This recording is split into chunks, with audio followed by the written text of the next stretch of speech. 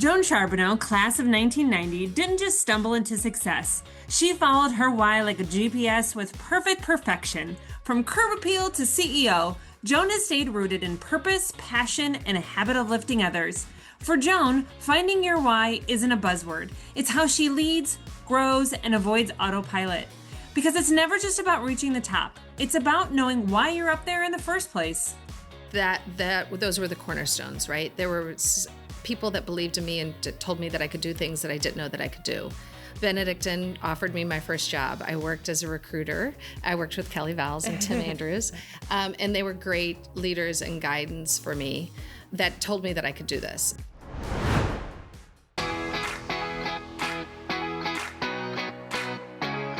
Welcome to Always a Raven, a Benedictine College podcast that goes far beyond the brick streets of Atchison, Kansas. Hosted by Janelle Menz, Always a Raven offers a unique glimpse into Ravens from all generations. From where are they now to remember when, these conversations share career triumphs and personal milestones. So whether you are an alum looking to reconnect, a prospective student, or simply curious about what makes Benedictine College so special, join us and discover the enduring power of Benedictine College. On today's episode of Always a Raven, I am joined by the lovely Joan Charbonneau. She graduated from Benedictine College in 1990. She is the CEO of Perfect Promotions out of Kansas City and currently resides in Kansas City with her husband, Stefan, and their 2 kids. Thank you so much for being here today. Thanks, Janelle. When I came back to campus and took this position, you were like top 5 of the first people that everybody was like, you have to meet Joan, probably because of my role, but also because you're so awesome. So I'm excited for you to be here today. Let's just start from the beginning. Back in the mid to late 80s, what brought you to Benedictine? That's a long story, so I'll try to keep it short. But I'm number 5 of 6 kids. My mom is the youngest of 11, and her two of her older brothers were Benedictine monks. One of them was Abbot Brendan Downey, who was the abbot and they attended St. Ben's, and he was a huge influence in my mom's life. And when my oldest sister was headed off to college, he came to Tipton and visited and said, my dad asked him, "Oh, Abbot, how long are you going to stay?" And he said, "Well, as long as it takes." And my dad said, "Takes long as it takes for what?" He said, "For me to convince you to send Mary Rose to Benedictine." And is that your older sister? My older sister. Okay. So it was 7 days, by the way. It was a lovely visit. And so 5 of the 6 of us attended Benedictine. Wow. Yeah. The 3 girls were the smartest because we finished there. The 2 boys went on and finished school other places, but yes. So were any of your siblings in school when you were there then? My sister Cecilia and I were in school at the same time. Okay. How was that? It was amazing. I don't know that she would say that. She was 3 years older than me, right? And so I was the little sister that came in, and I thought that I knew Benedictine really well. I'm sure that I wasn't impressive to many friends in the very beginning, but because I knew a ton of people, I had visited the school a lot, and so I kind of thought I was hot snot when I got to campus. So did you kind of just feel like, oh, this is my place? Like, I don't even have to go through orientation. A little bit, yes. Yeah. And because they used to call it Rock Week. I don't know what they call it. They still do. So orientation week, the juniors, my sister was the junior class. A lot of her friends, 2 of her friends were my orientation leaders. And so I really did think like, oh, this is going to be so easy. And any transition, any change in your life is not easy. I think it was good that I had that a little bit of cockiness because I was so scared and insecure. And I mean, she's an 18-year-old girl from a small town of 2,000, right? Atchison was huge. Benedictine was enormous, right? Yeah. So there's probably an element of like fake it till you make it. Absolutely. Still doing it today. That's not a bad thing. Who were some of that you kind of mentioned you knew a lot of people. So who were some of the people as you went on your 4 years at Benedictine that influenced you while you were there? Well, the list in a positive way. Well, there you go. It was a blessing to know so many people and to be engaged, right? But the people that while I was at Benedictine, I was blessed to have a really strong core group of friends. And the great thing I think about Benedictine, both my kids are in college now, and they are kind of in their class. Like when you go to a bigger school, you stay within your class. And at Benedictine, it didn't matter if you were a freshman or a junior. You were kind of hanging out. You're going to the same parties. You're going to the same softball game, baseball games, basketball games together. You're sitting next to each other. So that I think was a huge blessing. when you say who are my influences, I think that I would go back to my core group of friends were the people that got me through, right? Through the good times and the bad, right? Yeah. Through all of it. Yeah. And amazing group that's not just one or two. I mean, the group of friends that we have are just, I mean, I'm so blessed to And have you them. still have them today? Yes. Yeah. That's amazing. Yeah. Do you remember like a specific memory? Maybe it was you or somebody else that you guys kind of pulled up your bootstraps and were there for each other, whether it was at Benedictine or after? Oh, absolutely. And there's a lot of those stories. But, when we've had sadness, when a loss of a parent, and that happened in college as well as after, you grow up quickly with those types of things. Not my parents, but dear friends of mine who lost their dad. But also just the joys of weddings and babies and the joys of, somebody starting in the pitching for the baseball team, it was his first start. Remember those types of things. There's those little highs that you have. Yeah. That's amazing. My roommate was homecoming queen our senior year. So those are memories that never fade. Yeah. And it's kind of cool because like the layers that they might be thin layers at the time, but then as they build and that connection is so strong from the first layer and the community that you're in at Benedictine, those layers just compound. And so, then when you get to the next season of life, they just build upon each other, but you all know each other at the root of who you were when you came to Benedictine, that it's hard to break that bond. And it only grows as the seasons of life grow. It really does. And I think that for me personally, they're my rock, right? They're the people that when anything does happen, they're my first calls outside of probably my immediate family. And that's something that I don't take for granted at all because not everybody has that. Right. And I don't think it's an anomaly to Benedictine. I think it's special at Benedictine, but I think it's easy and it's easier at Benedictine because of the community aspect, and it's so prevalent. And almost if you avoid it, you get called out for avoiding it because the invitation's always there.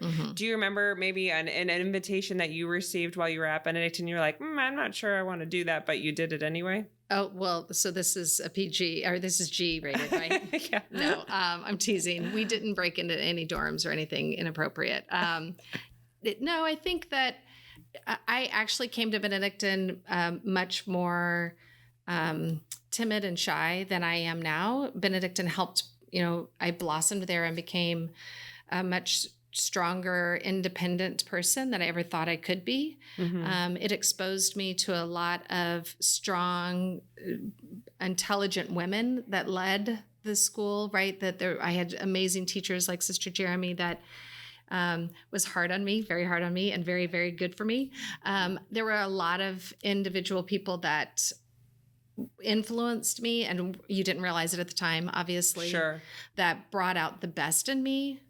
But yeah, was I supposed to, break into the gym and go into the pool, late at night? No. Probably not supposed to, but you have a great memory because of it, and you didn't hurt anybody. I didn't. And we didn't. Yes, we didn't do. It was, there are a lot of fun things like that maybe I should have paused and said, this probably isn't a great idea, but no, had a ton of fun. And yeah, I was pushed in a lot of positive ways at a time that I really needed to be pushed because I did grow up in a small town, really sheltered. And so it was one of those things that I didn't have a lot of exposure to the possibilities of what was next. And Benedictine gave me that growth. And it's pretty amazing that you'd think small town, small school, and that's what gave you exposure. It's, it's pretty crazy because I came from Northeast Iowa, larger town than Atchison, probably same enrollment as Benedictine at the time. And I felt the same. Like it was just such a diverse group of people, and you're all coming from all over, and you're there together. And I really believe that you're there together for a reason at that time. There's a reason that your friends were there when you were there, and same for me. And I think that's a testament to just the roots and the culture that happens at Benedictine. And the Holy Spirit. Oh, yeah. Heck yeah. Shout out to that. When you were at Benedictine, were you like, so Sister Jeremy, you mentioned, big influence. Were you like, I'm not sure I want to be a nun, but I want to be a leader like that? Like when was it planted in your mind that like, I want to strive to be a business owner. I want to be a CEO? So not at school. Okay. But those were the cornerstones, right? There were people that believed in me and told me that I could do things that I didn't know that I could do. Benedictine offered me my first job. I worked as a recruiter. I worked with Kelly Vowles and Tim Andrews, and they were great leaders and guidance for me that told me that I could do this. And it was the first sales job that I had, and I didn't know it was sales because it was somebody, you want me to talk about Benedictine to other people? Right. Oh, and but you're going to pay me? Right. I can do that, you know? So it was a great entry into my work life. It gave me the confidence to, not in the beginning at all, but it gave me a lot of opportunity, and it put me back in an environment that was safe for me to grow and test myself and push myself. Yeah. And again, had great mentors like Kelly and Tim that kind of guided me through that. Did you do that right after graduation? Right after I came on in August. Yeah. So that time frame, 1990, wasn't really, pointing in the upward direction for Benedictine. What was your sales pitch? Yeah, we were getting new curbs. Oh. So no lie. Actual curbs. All the curbs were crumbling. And so that was something that was the big investment that summer. Did it work? For the right kids, it sure did. Super excited about curbs. Exactly. Because there was the campus is so incredibly gorgeous now, right? Mm-hmm. It is amazing and looks completely different than it did when we were there. And we used to do, or at Labora, we used to come back and work and pray. And I loved those weekends that we would do that. And there was a lot of beautification that had to happen. We were the ones painting the walls in the admin building. We were planting, pulling weeds, doing all of those things. Right. The stewardship that we're supposed to do, right? We're called to do. Yeah. So it wasn't a hard sell for me because it's something I believed in. Mm-hmm. The hardest thing for me was keeping the tour to an hour and a half because I was usually the 2 to 3 hour tour girl. I did tour. Gilligan's Island. Exactly. But there was just so much to share and so much history. And I really did. It was very easy for me to connect with the kids because I was so close to their age, but with the parents because my story was real, right? I had so much to share with why, and choose the school for the right reason. Not everybody belongs at Benedictine and not everybody belongs at KU. You need to find your place. We had a great tour because it was telling your story and it was the history of the school and my why. Mm-hmm. And when you shared your why and you really believed in it, it really wasn't that hard of a sell for me. Yeah. I did tour a ton I love sports. And so that was also an easy opportunity for me to talk about the football team, baseball, basketball, things like that. And don't you think that's maybe why Benedictine has had such a strong comeback, if you will, during that time? And up until today, enrollment's at its highest and the growth is tremendous. More buildings that have air conditioning and they stand up straight. Do you think that's why? Because we all know our why. Like we know why Benedictine was and is such an intricate part of who we are because of our experiences and because of the people we experienced it with together. I think so. I can say that I was not a mature freshman to know my why, right? And I can't tell you that I was a mature 1 year out of college selling the school. Right. But it's easier to define that now. Again, I give a lot of credit to the Holy Spirit. The right people end up in your life for the right reasons, or the moments that are tough and hard that it doesn't seem like maybe this is the right person. That's all the Holy Spirit guiding you through something. The growth of the school has been amazing. The leadership of the school is the biggest presence with that, right? Not only what President Menz has created, but the leaders before him. Because the times when we were at school were very difficult. During my time was the time that they were considering closing. We did close South Campus. It was scary. Yeah.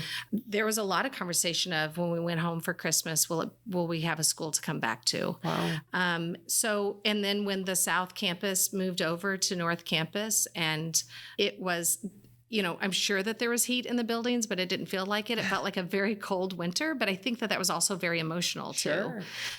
During that time, were you or any of your friends or even just the students like, oh my gosh, I'm going to get out because I don't want to just the rug pulled out of under me if it does close? Or was it more of like, let's band together, we believe in this place, we believe in each other? I think that I was not an athlete. I think that probably happened with a lot of the athletes more than it did with us. We were more of a band together group. Yeah. We were a lot of a legacy. I was obviously, not the first out of my family to go, and a lot of my friends, we lived in Sweet Sea, the Sweet Sea girls. There was only one of the Sweet Sea girls that was not a legacy. So I think that gave us that, no, we're going to we're going to save this place, right? We're not going anywhere. And thank goodness for Larry Wilcox and, Well, and I think it's so true, just standing on the shoulders of giants, you know, because not only you as students during that time had that feeling, but everyone else, you know, in positions of decision makers had to have that same, absolutely make some really hard decisions, and had to have that same disposition to say, okay, we're gonna fight, like we're gonna make it. I kind of, granted, I didn't live it, but when I hear people talk about it, I often think of COVID. You know, like we got to figure this out one way or another. We're going to get through it, and hopefully we come out better because of it. You know, it doesn't discount, you know, the pain that maybe happened during it. But I think you do come out better in any type of trial or tribulation, you know. Hey, taking a quick break from the conversation because I need you to get ready for the loudest, the proudest weekend of the year. It's coming up fast. Homecoming 2025, October 24th and 25th. We've got bed races that are defying gravity. We've got tailgates packed with food, music, and school spirit. Whether you're an alum, a student, or just love a good time, this is your weekend to come home. Don't miss Benedictine College Homecoming 2025, October 24th and 25th. So you graduate. And where did the road take you to lead you to end up being a CEO? Well, Atchison and Benedictine. So worked at Benedictine, obviously, for the first year, and then had the opportunity to go to work at Atchison Products, which is no longer there. But Dan Fangman and his wife Dolly had purchased the company nine months before. They hired me, and so it was another Benedictine connection that gave me my first opportunity. And I worked there for 5 years, customer service, and then became the national sales manager there. And it was in this industry that I'm in now, the promotional products industry. And so Dan and Dolly gave me an enormous opportunity. And I think because I came on just a few months after they had purchased it, I was kind of on the same learning curve of learning the industry and learning everything, the ins and outs of it, but as a supplier in the industry, and what does that mean? But Dan was amazing because he would sit me down, and I didn't take a business class. What was your degree? It was journalism and English. Okay. It was get a degree. It was, so I wasn't driven in school with like my husband, Stefan, knew he wanted to be a teacher, right? Several of my friends knew exactly what they wanted to do, and I was not that student. And so for me, Sister Jeremy, the reason why she was such an inspiration was because she was the one that was really, really hard on me and said, no, you can do this. I expect more from you.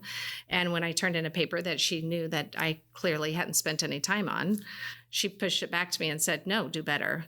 And I had work ethic, but I didn't believe enough in myself. And I wasn't driven by, oh, I want to be a CEO someday. Sure. Oh, I want to be a teacher. I want to be a doctor. I want to be an attorney, anything like that. And so it was opportunity. And to jump from Benedictine to, as a recruiter, to work in this industry that I didn't know anything about was a huge jump. Oh, sure. And it was very challenging. But again, it was a big opportunity. Dan showed me, it was like, so do you understand what overhead is? I was like, no, I have no idea what that is. But sat down starting and at the ground level. Really did, right? Yeah. Like went through, we had a production facility. We made bags, sports bags, t-shirt, or tote bags, luggage. I helped with designing the bags. I helped with designing the catalogs that we produced. And Dolly is an amazing salesperson. And so she was the one that would take me on conventions and trade shows and take me on sales calls and show me the ins and outs and the way to do a sales call. And so I really had two amazing mentors that saw something in me, and I was blessed that they saw something in me because I didn't see it in me, right? They saw it before you did. And then from there, had the opportunity to come to work for our biggest client in Kansas City, which is the company that I own now. Okay. So I worked for the company for 3.5 years and then bought it. Took it over. How long have you been the CEO? 23 years. Wow. Yeah. That's tremendous. You know, it's such a fun, like, feel-good industry. Really? It really is. You know, you're trying to like... You say that, but on our side, sometimes it doesn't feel good. Well, you know, I worked in the event industry for a long time, and everybody was always like, oh my gosh, I bet you just like hang out with celebrities. Sure. Yeah, that's it. Okay. After I'm done crying, no, I'm kidding. But, you know, how have the different projects like it is fun. It is, for the most part, like you're helping people give gifts and do fun kind of cheeky things a lot of times. How have those projects, or is there one client or project that has challenged you to grow, not only professionally, but just personally? Absolutely. So one of my biggest clients at the time that I started to work for this company was Marion Labs, Herxmeyer and Russell, and they merged and they're a much larger company now. At the time, I didn't understand anything about pharmaceuticals. So I was lucky because it was a Kansas City company at the time and had the opportunity to sit at the table and learn and ask questions. They were mentors to me to really help me understand market research. And then when they merged, moved out to New Jersey, it was a totally different world. Those people didn't care who you were, who you knew, anything like that.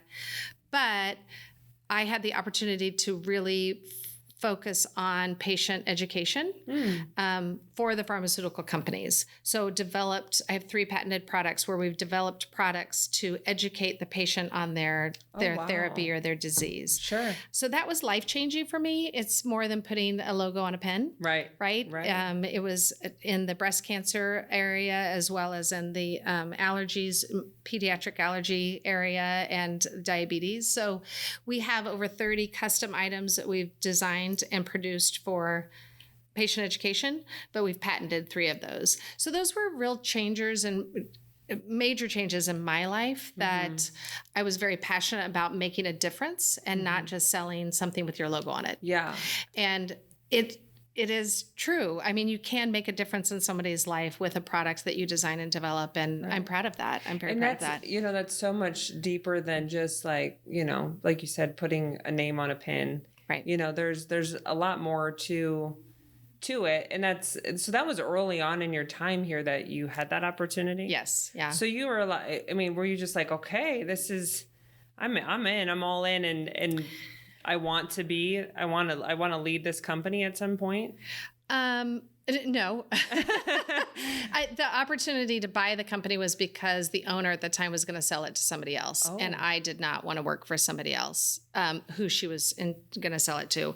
My parents owned their own company. My dad started a company. And so I had been around entrepreneurship, but we didn't call it that then, but had been around. That's where work ethic came from, was through my parents, right?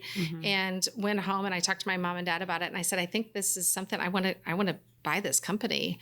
And both of my parents said, you should absolutely do it. Well, my dad actually said, don't, it's really hard. You can make more money just being the sales rep. Yeah. But I felt a responsibility to lead the other team members, mostly who all I had hired, there were 18 of us at the time, that I owed the team something because I knew if we sold the company to this other organization, it wasn't going to be what we could make it.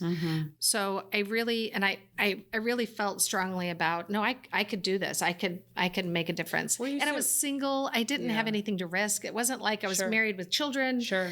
So cash out the 401k. I, put a double mortgage on the house. I borrowed money from my parents. All those things sound crazy right now. But at the time, I didn't really have anything to lose. I had money to lose, and that didn't matter. Right. Do you look back and you're like, why was I convicted so hard? Like, do you know where that conviction came from? That would be my parents. Okay. Yeah, absolutely. Yeah. I mean, my mother was instilled with the Benedictine values, right? And so my parents brought the 6 of us kids up with that. So definitely there was an influence of that. And I wasn't afraid of it. It was seizing the moment, right? Taking the opportunity. But also I really did it felt like I had a responsibility to these women that I had hired, that I had said, come and work with us. There is these opportunities, not knowing that meanwhile, the owner is getting ready to sell it to somebody else. Yeah.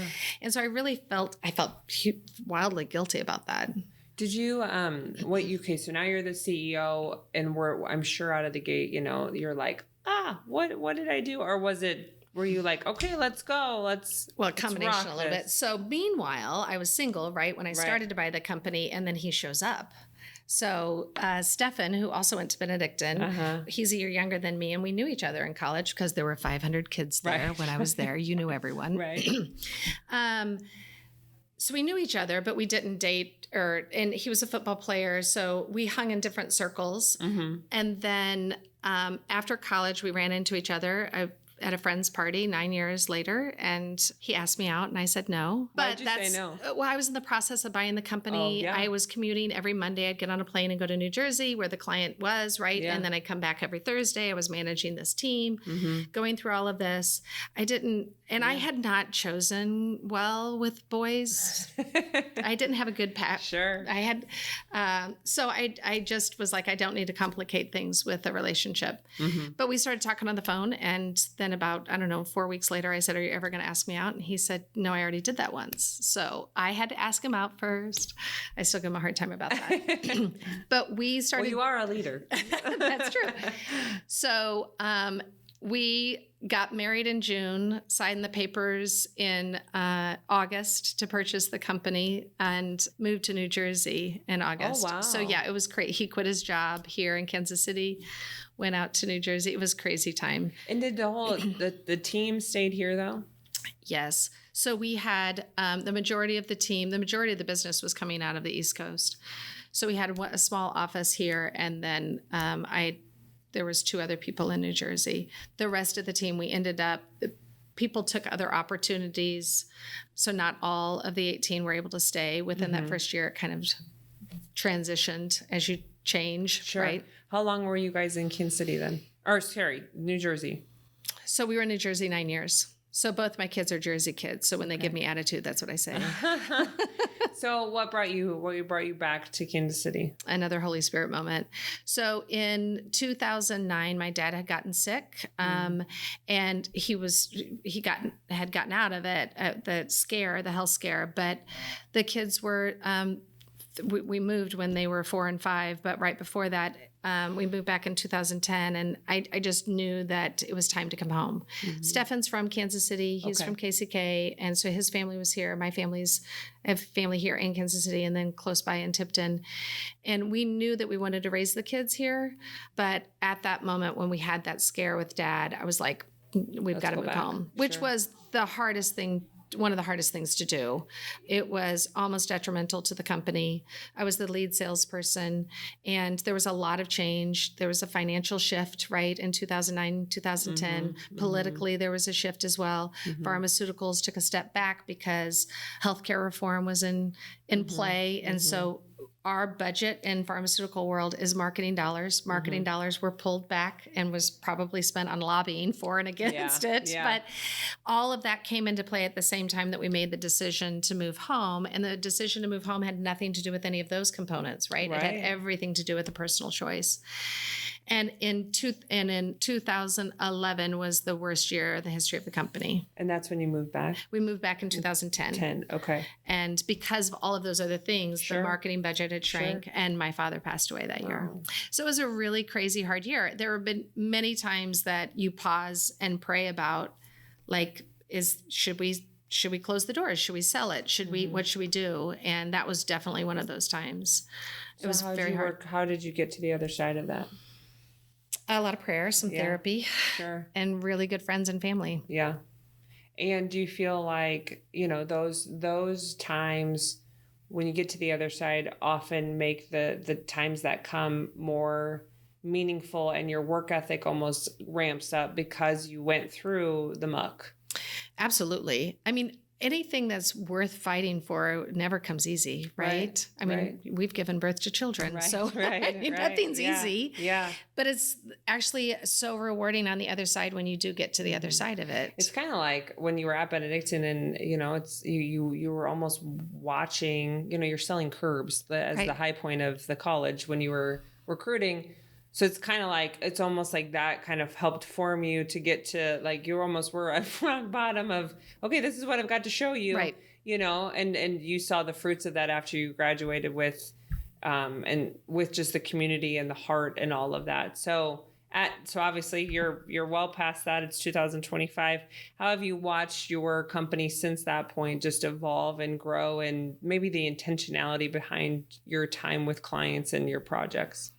I think what's important for our company is that we don't we don't sell stuff. We are a partner. We sell ideas. We're an extension of the brand team. We take it very seriously, your budget and your brand and who you're delivering that message to. So for Benedictine, if it's to the students, if it's to the parents of the students, if it's to the alums, the items that we would advise to or board members that we'd advise to give to promote Benedictine would be completely different for all of those audiences. So for us, no matter if it's Benedictine or a construction company, an oil company, or, a small business that's starting up down the street, it's really understanding and partnering with you, and making sure that we value the dollar and the brand. It's not just transactional. No, not at all with us. You're telling the story. Yes. Through that product to that person who's receiving it. Absolutely. And really that's, kind of going back to Benedictine, that's kind of what it is. It's your why. Now you're showing the why through products, through physical products, but back then it was just kind of through your heart and through your words. Right. So that's kind of parallels, if you will. It is. How have the, projects that you've done with Benedictine affected you, not only obviously as a business owner, but as an alum? Well, pride. I love being a part of it. I love seeing Sue Durkin had called, and I apologize because I don't know what year it was. It was 5 years ago, we hit 500 freshmen, but there was this huge number that we'd never hit before. And we were, she called and she's like, oh my goodness, we've hit this number and we need to celebrate this. We want to do a little gift for the incoming freshmen and their parents. And they hadn't really done that before. So that was one of those moments of when I was in this school, there were 500 total people. And so I love being a part of that. I love being a part of, with our merchandise, being a part of the scholarship ball, being a part of the items that you and I get to work on, right? Yeah. To showcase and celebrate Benedictine for a national championship, right? There are so many of these fun opportunities that I am spoiled that because I get to stay involved in the school, right? And really help show them off. Right. That has to be, you kind of go back to it's just fun. That's the fun element of all of it, especially when you can connect your personal and professional to really make that shine. That makes, every day a little bit more fun. Yes. Well, thank you for joining me, Joan. Oh, this was so fun. Lovely. I love talking to you. You're wonderful in all that you're doing. I look around this room that we're sitting in, and there's just such cool things. So thank you. Thank you for telling your story and being a part of the podcast. Hey, thanks for joining us on Always a Raven. New episodes will drop every Tuesday, and you're not going to want to miss any of them because we've got some pretty amazing guests coming up. They are reigniting the hearts of Ravens throughout all generations across all industries, and they are incredible. Be sure to like and follow us on your favorite podcast platform so you don't miss any episodes. And if you're a new Raven or a potential Raven, be sure to check out our website at benedictine.edu. And remember, once a Raven, always a Raven.